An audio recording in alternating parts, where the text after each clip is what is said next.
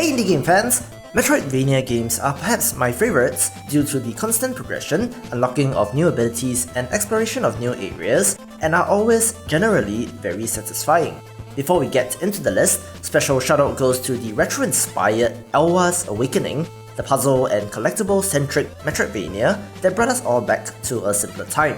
Also deserving of a shoutout is Geronimo for your Ko-fi donation. Thank you very much for the support in helping me do what I love. A huge game in the genre got announced this week, so let's get into the top 5 upcoming Metroidvania indie games of 2019 and beyond.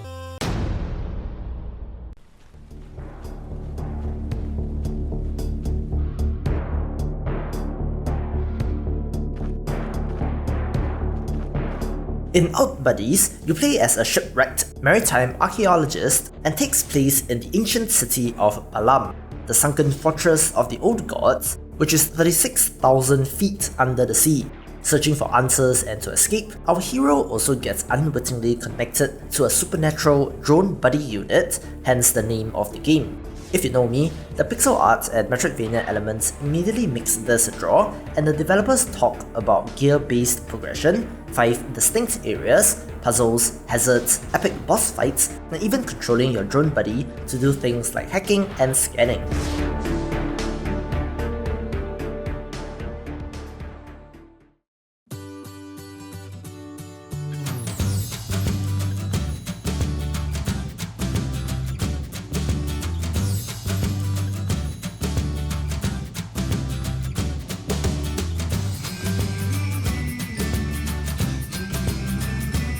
HomeGrove is a charming, happy-go-lucky Metroidvania which may be more than meets the eye.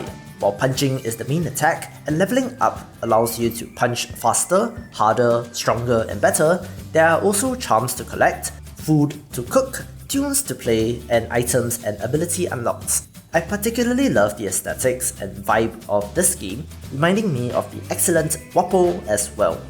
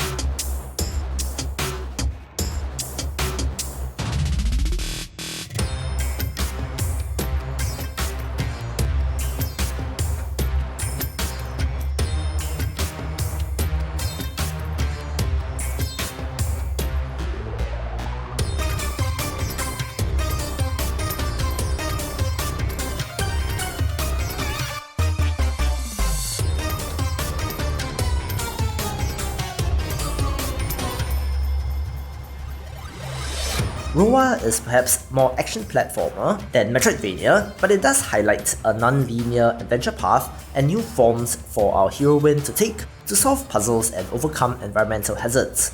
I like the Egyptian-themed locations shown off, and again, another game which touts having fighting game style controls, so combat should be an interesting component.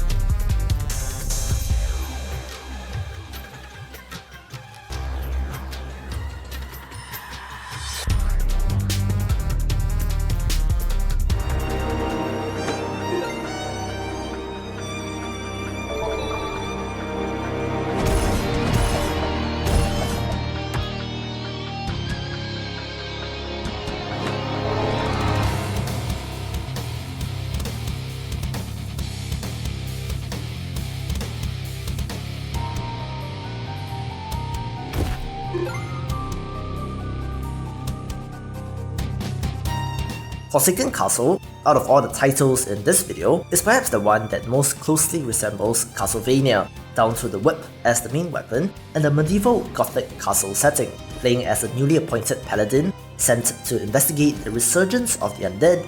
This is about as retro-inspired as it can get. There's actually been some updated visuals for this game since the trailer, which you can see on their Kickstarter update page, link in the description below, and the pixel art does look even better now. This has long been in development, with no fixed release date yet, so I certainly hope that we will get to play this soon.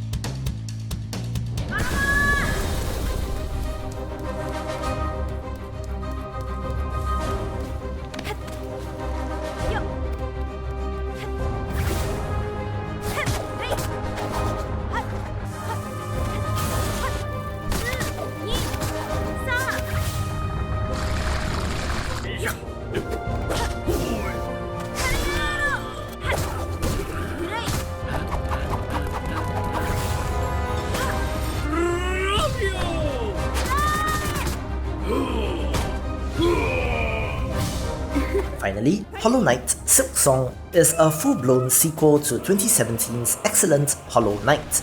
Playing as one of the boss characters from the first game, Hornet, you were captured and taken to an entirely new kingdom, and thus must fight enemies, find answers, seek out allies, and ascend to the peak of the kingdom.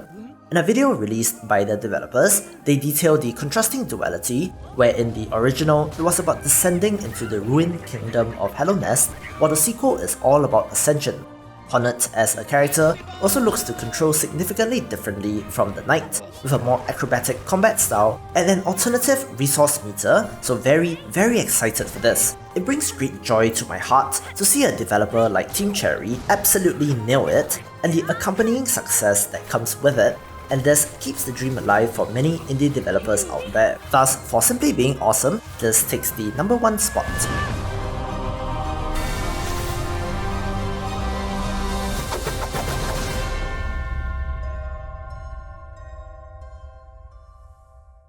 For more upcoming indie games, check out the previous video or click on the playlist, and I will see you after the jump.